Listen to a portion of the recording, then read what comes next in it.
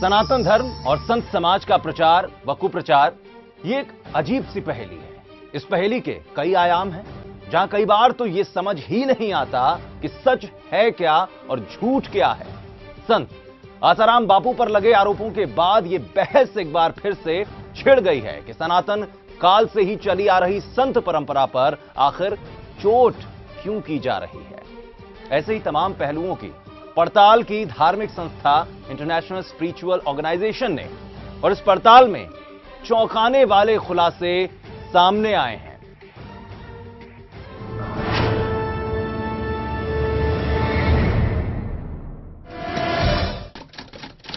बीस अगस्त 2013 का दिन। संत आसाराम बापू पर एक बड़ा घिनौना आरोप लगा। आरोप लगने की देर थी कि मीडिया को मानो टीआरपी के लिए एक मसाला मिल गया हो। कुछ मीडिया वालों ने तो आरोप तक तय कर दिए और भीख में मिले कच्चे चावलों को मसालेदार बिरयानी का एक रूप दे डाला। उसे अपने कमरे में बुलाया और उसके साथ फिर बलात्कार किया। और मीडिया ने एक महापुरुष की छवि को धूमिल कर करोड़ों लोगों की आस्था को ठेस तक पहुंचाई। ये सब आरोप हमारे संतों के बारे में लगाए जा रहे हैं। नाश हो इस सरकार का, नाश हो ऐसे लोगों का जो इस प्रकार से हमारे संतों के संबंध में इस प्रकार की धारणा और भावना हमारे देश में पैदा कर। साधु संतों के बारे में अनेक आरोप लगाने की परंपरा देश में तेज हुई है। आपने किसी मौलवी पर, क्रिश्चियन पादरी पर आरोप लगाते हुए देखा है? और आसाराम बापू का जीवन जहां तक देखा है, बहुत सात्विक संत का जीवन है। जब तक इन्वेस्टिगेशन ठीक तरीके से नहीं हो, जब तक इतने बड़े संत का सामाजिक रूप से अपमान नहीं होना चाहिए, उस बेटी के प्रति हमारी सहानुभूति है। पर वो जिन षड्यंत्रकारियों का शिकार हुई वो बेटी, उनके खिलाफ सख्त कार्रवाई करना चाहिए। उनकी 40 साल की सेवा, त्याग, इसको नजरअंदाज कर तथ्य तक पहुंचे बगैर सीधी गिरफ्तारी की मांग कर डाली। जैसे जैसे समय बढ़ा, खबरों ने अजब गजब मोड़ लेने शुरू कर दिए। जैसे ही मेडिकल रिपोर्ट आई तो मानो मीडिया को सांप सूंघ गया हो। खबरों को मसाला बनाकर तो परोसा गया, लेकिन बलात्कार की पुष्टि न होने पर किसी ने माफी तक नहीं मांगी। और माफी मांगना तो दूर, इस खबर को ठीक ढंग से दिखाया तक नहीं। लेकिन मेडिकल जांच में रेप की पुष्टि नहीं होने के बाद जोधपुर पुलिस ने रेप का आरोप हटा दिया था। चलिए देखते हैं जोधपुर के डीसीपी अजय लांबा क्या कुछ कहते हैं इसको लेकर। एफआईआर में बच्ची ने 376 का आरोप नहीं लगाया। हम बार बार ये कह रहे हैं कि मेडिकल रिपोर्ट जो दिल्ली में से आई है हमारे पास, मेडिकल रिपोर्ट में भी किसी भी तरह से 376 के आरोप के पक्ष में कोई एविडेंस नहीं है। सबसे पहला और सबसे अहम सवाल तो ये था कि जब लड़की के मुताबिक वारदात 15 तारीख को हुई तो वो 5 दिन तक आखिर क्या कर रही थी। अगर वो लोग सुबह 16 की सुबह को यहाँ से रेलवे स्टेशन सैजापुर के लिए निकले थे जाने के लिए, तो रेलवे स्टेशन के बीच में तकरीबन 4 से 5 पुलिस स्टेशन पड़ते हैं, तो वो लोग वहाँ पे भी एफआईआर कर सकते थे, वहाँ पे भी अपनी रिपोर्ट दर्ज कर सकते थे। अपने साथ जो भी हुआ है वहाँ पे वो लोग बता सकते थे कि मेरे साथ में ये अत्याचार हुआ है। तो अगर हुआ है तो वो लोग यहाँ पे भी बता सकते थे। दिल्ली में जाने से, वहाँ जाने के बताने से ये एक नया सवाल खड़ा होता है। अगर ऐसी हरकत किसी महिला या बच्ची के साथ हो तो क्या वो एक पल भी चुप रह सकती है? सवाल बहुत ज्यादा अहम है। जिस दिन वो लोग यहाँ से निकले थे 16 की सुबह, तो वो लड़की के पिताजी ने बापू से सुबह 7:30 बजे निकलने की आज्ञा भी ली थी। आज्ञा भी ली थी। फिर हमारे साथ में इधर आए, खाना खाया और हंस मिल के बच्ची एकदम अपने पिताजी के साथ हंस मिल के बातचीत कर रही थी। और मेरे लड़के और लड़की को उन्होंने पैसे दिए, 100 रुपये भी दिए हैं। फिर मेरा चचेरा भाई उनको रेलवे तक ड्रॉप करके भी आया है। वो माता पिता समेत जोधपुर से शाहजहांपुर और फिर 2 दिन के बाद यानी 18 से 19 अगस्त को संत आसाराम बापू की दिल्ली सत्संग में दर्शन करने क्यों आई? उसके पिता अपनी बेटी को भूत प्रेत का साया बताकर आसाराम बापू से मिलने की बार बार मांग क्यों कर रहे थे? क्या इन पहेलियों को मीडिया ने सुलझाने की कोशिश की? बापूजी पर लगे आरोप सिद्ध होने बाकी हैं, लेकिन जिस तरह से मीडिया ट्रायल कर आसाराम बापू की छवि धूमिल की गई, उससे उनके साधकों को गहरा सदमा लगा है। इसकी सबसे बड़ी मिसाल है भोपाल आश्रम के वरिष्ठ पदाधिकारी देव कृष्णानी जी की सदमे से हुई मौत। उन्होंने 2 दिन से अन्न जल त्याग दिया था। देवकृष्णानी जी बापूजी के समधी और उनके पुत्र नारायण साईं जी के ससुर थे। इस वजह से बापूजी मध्य प्रदेश पहुंचे और पूछताछ के लिए पुलिस के सामने पेश नहीं हो सके।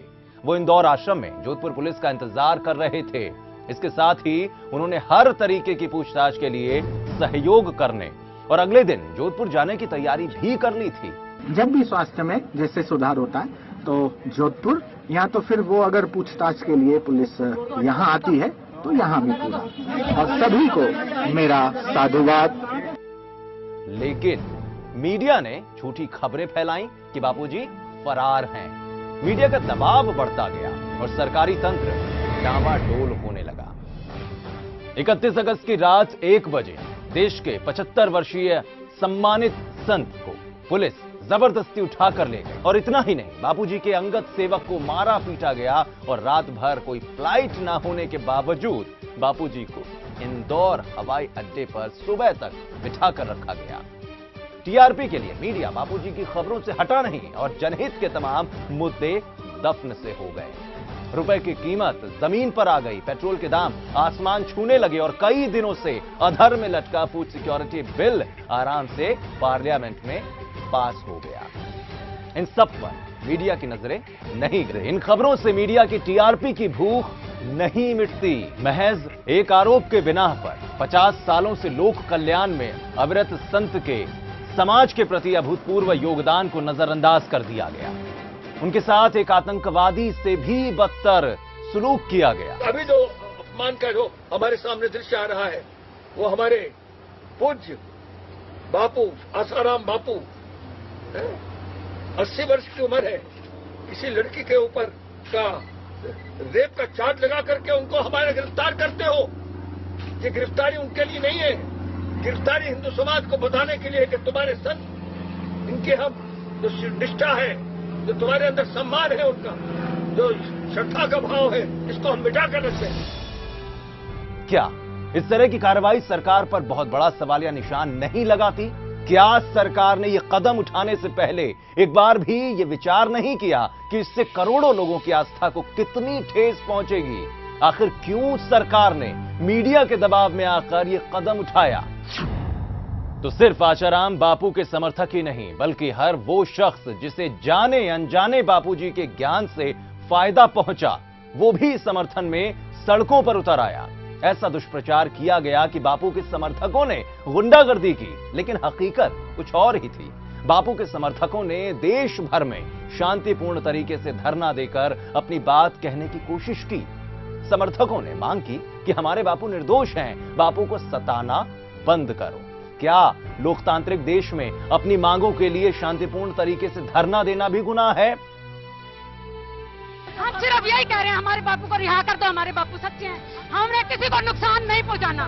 घटिया बोले हमारे बापू के साथ, एलजीबी साथ, सच करो, करोड़ों जनता, करोड़ों साधकों के साथ, करोड़ों साधकों के साथ अन्याय हो रहा है, हर एक बंदा रो रहा है। बापू जी के साधक से भी ऐसी उम्मीद नहीं की जा सकती है, बापू जी की तो बहुत दूर की बात है। हद तो तब हो गई जब शांति से धरना दे रहे इन साधकों पर पुलिसिया कहर बरपा। जो आसाराम के समर्थक हैं वो बड़ी संख्या में यहाँ पर चले आए हैं, यहाँ देखिए ओम ओम कर रहे हैं। यहाँ पर जो पुलिस वाले हैं ये लोगों को भगाने की कोशिश कर रहे हैं। यह देखिए लाठीचार्ज हो गया, लाठीचार्ज हो गया यहाँ पर जोधपुर जेल के बाहर, जोधपुर जेल के बाहर लाठीचार्ज हो रहा है। यहाँ पर आसाराम के समर्थकों को मार मार कर भगाया जा रहा है। निर्दोष समर्थकों को बेरहमी से पीटा गया और कई समर्थकों पर केस तक ठोक डाले गए।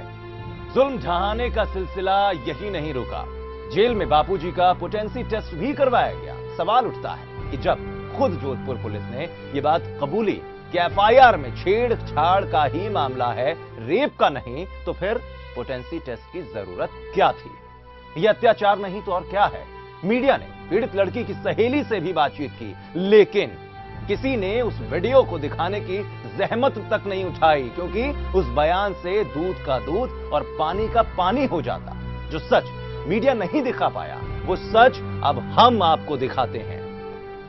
उसको बोला कि पूछा कि आप इसे बापूजी को झूठा आरोप क्यों लगाया, झूठा आरोप क्यों लगाया? तो उसने बोला कि मेरे मम्मी पापा करवा रहे हैं, मैं कुछ नहीं कर रही हूँ। उसने ये बोला। तो सवाल उठता है कि आखिर सच क्यों छुपाया गया। महज आरोपों के आधार को मुद्दा बनाकर, घंटों मसाला बनाकर जनता के सामने क्यों परोसा गया। आइए जानने की कोशिश करते हैं कानून के विशेषज्ञ और बापूजी के वकील के मनन से। आपने देख लिया, आपने पढ़ के मैंने सुना दी है आपको। 376 रेप केस नहीं बनता है, रेप केस के कोई चार्जेस नहीं है, और उस पे आउटरेस्ट मोडेस्टी के कोई चार्जेस नहीं है। अटेम्प्ट, जो अटेम्प्ट वाली बात है, उस पे अगर अटेम्प्ट है तो बेलेबल ऑफेंस बनता है, फिर उनको अरेस्ट किस बात के लिए किया है।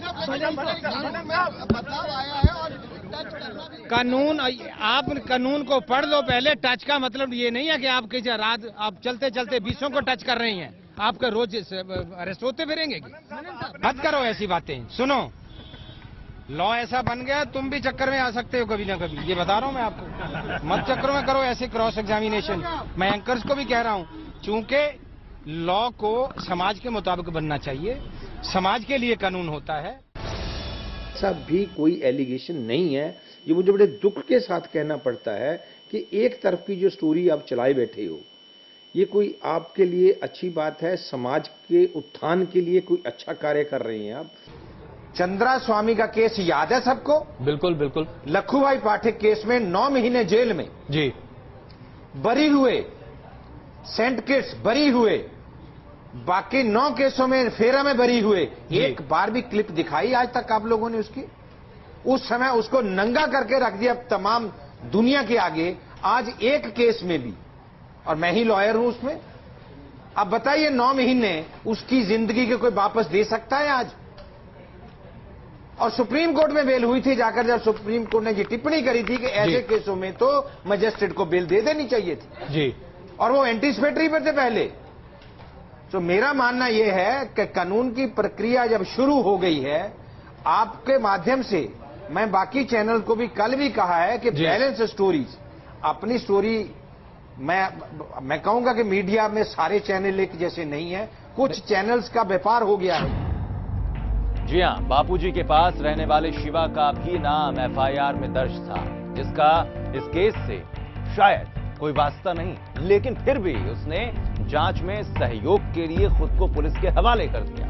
लेकिन पुलिस ने जांच के नाम पर हद ही पार कर दी। आइए जानते हैं शिवा की जुबानी, जो उसने कस्टडी के वक्त वहां के माहौल को देखा और उस पर जो बीती। मेरे पास ऐसा कोई सबूत नहीं है। बाकी मेरे को जो बताना था, हालांकि मेरे से जबरदस्ती बहुत की जा रही थी कि मेरे पुलिस ने क्या जबरदस्ती किया? जबरदस्ती तो मेरी चोटी की शिका पूरी खींच उखाड़ दी थी, फिर काफी मारा, धमकाया कि जो हम बोले वो आपको बोलना है, जैसा हम बोले वो बोलना है। और कोई मेरे पास वो पेपर भी लाए कि फलानी सीढ़ी है मेरे पास है, ऐसा करके सिग्नेचर कर दो बड़े बड़े अधिकारी। बात तो कहीं सीढ़ी की हुई है ना? नहीं, मेरे को सिग्नेचर कर रहे हैं, तो बोल रहे कि तू आप मेरे को सिग्नेचर करके दो कि मेरे को, मैं बोला ऐसे ही जबरदस्ती में कोई भी साइन कराने के लिए तैयार हो रहे। पुलिस की बर्बरता और अन्याय को मीडिया ने जनता के सामने रखना मुनासिब नहीं समझा, बल्कि शिवा को मोहरा बनाकर पुलिस और मीडिया ने दुनिया के साथ खूब आंख मिचोली खेली।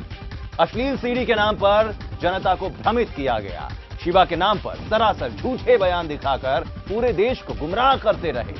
कई चैनलों ने तो पूरे दिन इसी खबर को चलाया, लेकिन कस्टडी में लिए गए शिवा के बयान ने मीडिया के मुंह पर एक करारा तमाचा लगाया है। सिर्फ कुछ चैनलों ने सच दिखाने की हिम्मत दिखाई। बापूजी कभी किसी लड़की से एकांत में मिलते नहीं है, और वो लड़की ने मेरे खिलाफ आरोप लगाया था कि शिवा ने अंदर भेजा था, और बाद में शिवा ने धमकी दी कि बाहर जाके कुछ बताना नहीं। मैंने कोर्ट में सब मेरे सारे सबूत पेश कर दिए है कि मेरे पास ऑलरेडी टिकट है। 8 बजे की 7 बजे वहाँ से निकल गया था मैं, 6:45 बजे निकल गया था, 8 बजे की मेरे पास टिकट है। और सारा मैंने उनको, मेरे अगर टिकट से भी नहीं माने तो मेरी मोबाइल की कॉल डिटेल है पूरी, मेरा नंबर पूरा चाहे तो ले सकते हो, उसकी कॉल डिटेल निकाल सकते हो। मैं बाकायदा इस केस में कहीं हूँ ही नहीं। लड़की ने क्यों आई थी? आपने बुलाया था कि? नहीं, मैं बापूजी के साथ प्रसाद की सेवा में रहता हूँ, तो हर कोई मेरे को फोन करता है, जो भी फोन करे उसको मैं सबको मैं जवाब देता हूँ। अगर मेरी सेवा खाली प्रसाद की रहती है तो मैं प्रसाद तक की सेवा रहता हूँ, बाकी मैं कम से कम 8 साल से गुरुजी के साथ रहता हूँ, ऐसा कुछ हुआ नहीं है। और बाकी उसके बाद में भी मैंने सुना कि उसको ये हादसा हुआ, उसके बाद अगर कोई लड़की रहती तो ये वहाँ रुकती नहीं, एक कदम भी पैर चप्पल भी नहीं पहनती और तुरंत भाग जाती, माँ के पास रोती। बाप के पास रोती, लेकिन रात को रुकी, फार्म हाउस के मालिक के लड़के के साथ खेली। खेलने के बाद उनके बच्चों को 200 रुपया भी दिया। फिर फार्म हाउस का मालिक छोड़ने जा रहा है 9-10 बजे तक, तभी कुछ नहीं बोल रही। सारा मैंने कोर्ट में मेरा नंबर आपको बोलो तो दे सकता हूँ, आप खुद कॉल डिटेल निकाल सकते हो, खुद मेरा नेटवर्क निकाल सकते हो। सीडी आई कहीं मेरे पास कोई सीडी नहीं है, नहीं कहीं दूसरी आपने पता भी नहीं है, तो ऐसे ही अपने मन से। शिल्पी का नाम दिया गया, आपको पता है? हाँ, तो वो तो वार्डन है, मेरे को पता नहीं कौन है वार्डन है। वार्डन को कितनी सारी वार्डन होगी, मैं कैसे जानूंगा? आपकी शिल्पी से उस दिन बात नहीं हुई? कभी नहीं। मेरा उसमें कॉल डिटेल में चेक कर लो। जो कर्मवीर सिंह जी है, लड़की के पिताजी, वो भी बुरे नहीं है, मगर कहीं ना कहीं ये सेटिंग किया हुआ है। मेरे पास ऐसा कोई सबूत नहीं है। बाकी मेरे को जो बताना था, हालांकि मेरे से जबरदस्ती बहुत की जा रही है। गुरुकुल की वार्डन शिल्पी को बापू का राजदार बताकर मीडिया ने खूब बवंडर मचाया। पुलिस आसाराम की इस राजदार की तलाश में जुटी हुई है। पिछले 6 दिनों से उसे देश भर में तलाशा जा रहा है, लेकिन शिल्पी इतनी शातिर है कि पुलिस के हाथ नहीं लग रही है। डीसीपी अजय पाल लांबा के बयान ने मीडिया को फिर नंगा किया। शिल्पी से जब भी पुलिस को अनुसंधान करना होगा, उसी समय शिल्पी से अनुसंधान करें। हमारी जानकारी में सारे तथ्य हैं कि कौन कहां हो सकता। मीडिया ट्रायल यहीं नहीं रुका। मीडिया ने बापू और उनके आश्रम से जुड़े गड़े मुर्दे उखाड़ने शुरू कर दिए। मीडिया ने जुलाई 2008 में आशाराम बापू के गुरुकुल के 2 बच्चों की संदिग्ध मौत का मामला भी उठाया। आरोप लगाया कि आश्रम में तांत्रिक गतिविधियां होती हैं और इन्हीं तांत्रिक गतिविधियों की वजह से ही इन बच्चों की मौत हुई। और ऐसे ही न जाने कितनी खबरों को मसाला बनाकर घंटों तक चलाया गया, जबकि सच ये है कि सीआईडी ने क्लीन चिट देते हुए कहा कि आश्रम में कोई तांत्रिक गतिविधि नहीं होती। पेपर में आया था कि कुछ ऐसे भोरे हैं जहाँ पे कुछ मतलब धूप बत्ती और ऐसा तांत्रिक का ऐसा कुछ है, तो वो जस्ट हम चेक करने के लिए आए थे। एफएसएल की टीम भी आई थी, लेकिन सामान्य पूजा वगैरह का ही है, कोई ऐसा तांत्रिक का ऐसा कुछ हमको यहाँ पे मिला नहीं। सुप्रीम कोर्ट ने भी साफ तौर पर यह कहा कि तांत्रिक गतिविधियों से बच्चे नहीं मारे जा सकते। क्या इतनी बड़ी अहम खबर पर अपने आप को निष्पक्ष कहने वाला मीडिया इस पर जरा सा नजर नहीं कर पाया? और उन्हीं दिनों बापू आशाराम के विरोध में मीडिया में कई अन्य चेहरे भी सामने आए, जैसे वैद्य अमृत प्रजापति, जो कि 18 सालों तक आश्रम में ही रहा। लेकिन इनसे ये किसी ने नहीं पूछा कि जब आश्रम में रहने लायक माहौल नहीं था तो फिर वो 18 सालों तक क्या करता रहा? 18 दिन या 18 महीनों में उस जगह को क्यों नहीं छोड़ दिया? दरअसल ये वैद्य आश्रम की दवाइयों में कई बार हेरा फेरी करते पकड़ा गया था और इसीलिए इसे आश्रम से निकाल दिया गया था। और इतना ही नहीं, इस वैद्य ने अपनी ही पत्नी को बुर्खा पहनाकर एक प्रेस वार्ता करवाई, जिसमें बुर्खे वाली औरत ने बापू पर यौन उत्पीड़न के आरोप लगाए थे। मीडिया ने घंटों तक इस खबर को उछाला, लेकिन 4 महीने के बाद हकीकत में जब ये बात झूठी साबित हुई तो मीडिया ने ये खबर दिखाने की जहमत तक नहीं उठाई और एक निर्दोष संत को फंसाने के लिए चंद पैसों में बिकने वाले इस हद तक गिर गए कि नारी जाति की गरिमा का भी इन्हें ख्याल नहीं आया। देखिए किस तरह इस धूर्त की पोल इसी के गिरोह के संगीन षड्यंत्रकारी राजू चांदक के स्टिंग ऑपरेशन से खुली।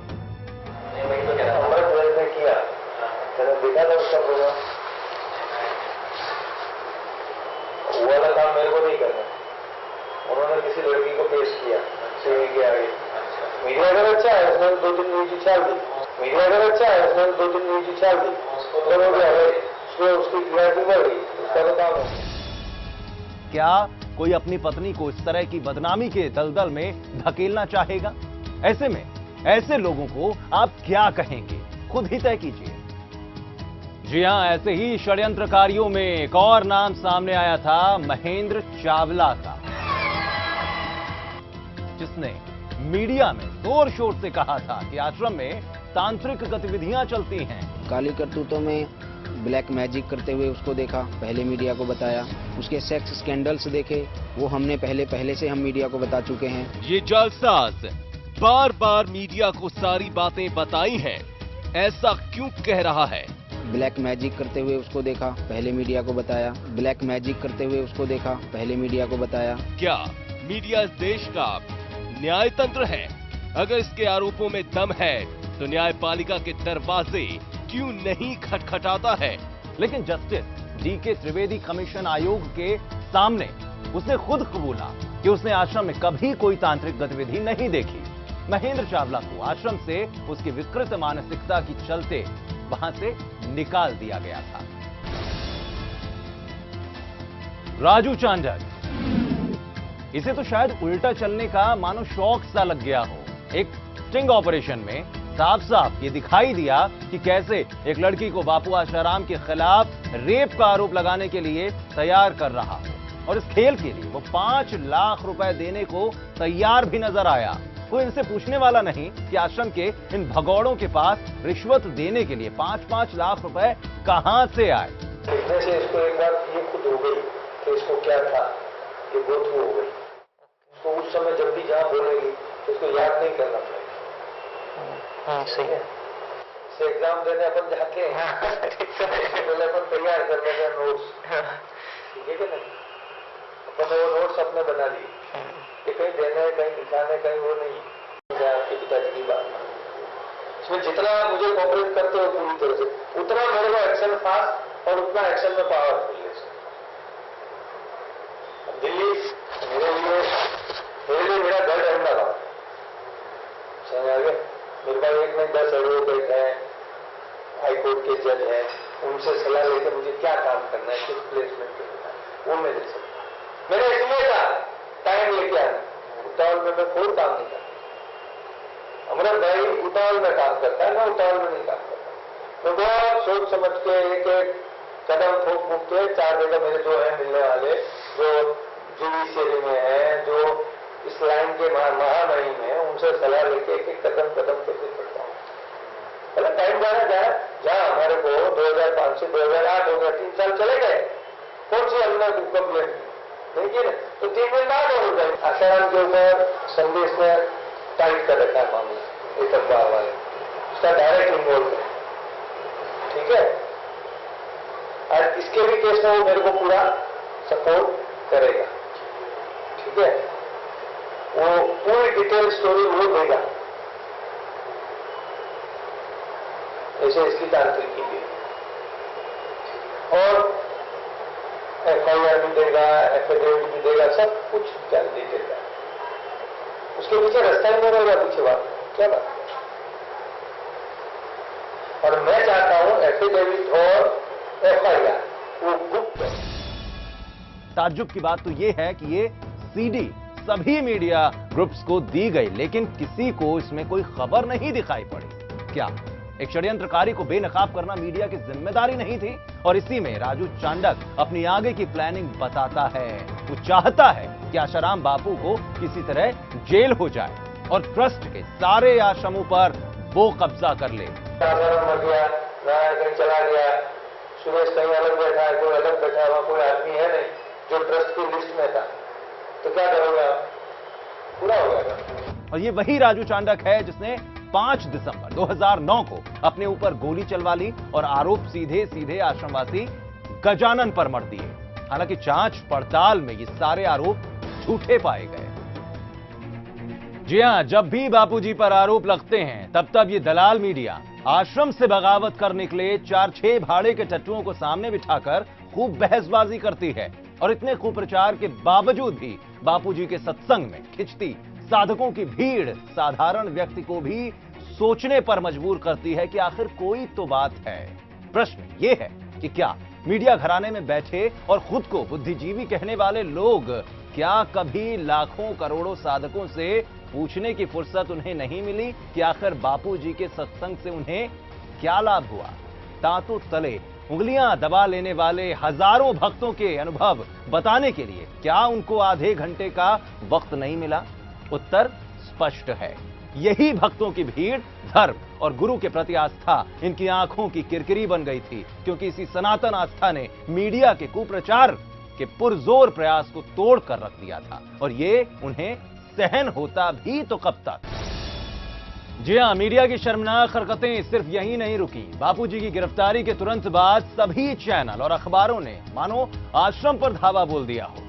बापू के आश्रमों के बारे में इस तरह परोसा गया मानो आश्रम कोई बियर बार या फिर अय्याशी का अड्डा बन गया हो और इन्हें बंद किया जाए। अवैध कब्जे से लेकर जबरदस्ती जमीन हड़पने तक के सारे बेबुनियाद आरोप लगाकर लोगों में आक्रोश पैदा करने की एक कोशिश की गई। सरकारी तंत्र को तो मानो इन्होंने अपनी जेब में रख लिया हो और खुद को ही सर्वे सर्वा मान लिया हो। क्या कभी इन बड़बोलों ने आश्रम जाकर वहां की शांति को अनुभव किया? पीपल, नीम, वट वृक्ष और तुलसी की शुद्ध हवा से युक्त गौधूप के वातावरण में स्वतः होने वाले आध्यात्मिक विकास एवं शारीरिक रोगों से मुक्त होने का नुस्खा आजमाया? क्या कभी आश्रम द्वारा प्रेरित विभिन्न सेवाओं में निस्वार्थ भाव से समाज के उत्थान में हाथ बटाया? कभी नहीं। अगर ऐसा रत्ती भर भी किया होता तो ऐसे महापुरुष के बारे में अनर्गल बोलने या फिर लिखने से पहले तथ्यों की जांच जरूर होती। जी हां, हकीकत यह है कि मीडिया अपने ही जाल में खुद फंस चुका है। कई सालों से जमीनों पर कब्जे करने और आश्रम सील करने की बात कही गई, लेकिन आज तक कोई भी मामला सिद्ध करके नहीं दिखाया गया। 425 आश्रमों में से सिर्फ 2 या 3 आश्रमों की बाउंड्री की सीमाओं का सही आकलन न होने के कारण कुछ हिस्से हटा दिए गए। नासिक आश्रम की दीवार सरकारी रोड बनाने के लिए हटाई गई और इन्हीं कुछ दृश्यों को दिखाकर जनता को खूब गुमराह किया गया कि आश्रम सील कर दिए गए हैं। सिर्फ संत आसाराम ही नहीं बल्कि भारतीय संस्कृति के रखवालों पर इन षड्यंत्रकारियों की कुदृष्टि पड़ती ही रही है। शंकराचार्य जयेंद्र सरस्वती को भी 2004 में बड़ी ही बर्बरतापूर्वक जेल में ठूंस दिया गया। तब बापूजी से यह अत्याचार सहन नहीं हुआ और बापू भी मैदान में कूद पड़े। उस वक्त बापू ने जंतर मंतर पर अनशन भी किया था। संत कृपालू जी महाराज हो या फिर डेरा सच्चा सौदा के बाबा राम रहीम अथवा योग गुरु स्वामी रामदेव या फिर स्वामी नित्यानंद महाराज, सभी संतों पर किसी न किसी तरीके के आरोप लगाकर उन्हें प्रताड़ित किया जा चुका है। हम जनता से अपील करते हैं कि ऐसे लालची और 2 पैसों के अखबार और चैनलों से सावधान रहें। यह आपको गुमराह करने की गंदी साजिश है और इन दलालों का तो कहना ही क्या, अंग्रेजों की नीति अपनाकर साधु से साधु को लड़ाकर उनके भक्तों को आपस में एवं समाज से लड़वाकर हिंदुत्व को नष्ट करने की साजिश स्पष्ट रूप से दिखाई पड़ती है।